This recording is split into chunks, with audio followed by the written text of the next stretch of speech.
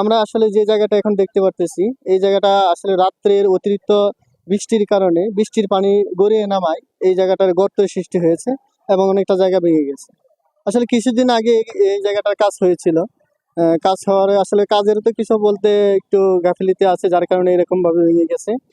তো আমরা অতি শীঘ্রই আসলে আমাদের শহরে যারা আছে, বড় পর্যায়ে আছেন এবং আমাদের এই শহরের দায়িত্বে আছেন মাঠ সার্কিট হাউসের সৌন্দর্যটা রক্ষা করার জন্য, আমি উপরের যে বড় বড় নেতাকর্মীরা আছেন তাদের কাছে আমরা আমাদের সকলেরই আর্য যে আমাদের এই কাজটা যাতে অতি তাড়াতাড়ি অতি তাড়াতাড়ি যেন এটা সংস্কার হয়ে যায়।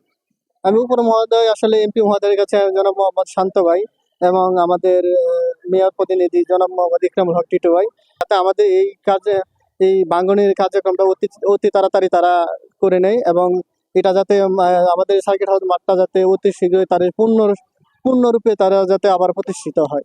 আসলে এই ভাঙনের কারণে এখন যে পরিস্থিতিটা হচ্ছে, আমাদের আসলে মাঠের যে সৌন্দর্যটা সেটাও চলে যাচ্ছে এবং মাঠের সৌন্দর্য রক্ষার্থে আমরা সকলের কাছে আপনাদের সকলের কাছে উত্তরের কাছে রিকোয়েস্ট জানাচ্ছি।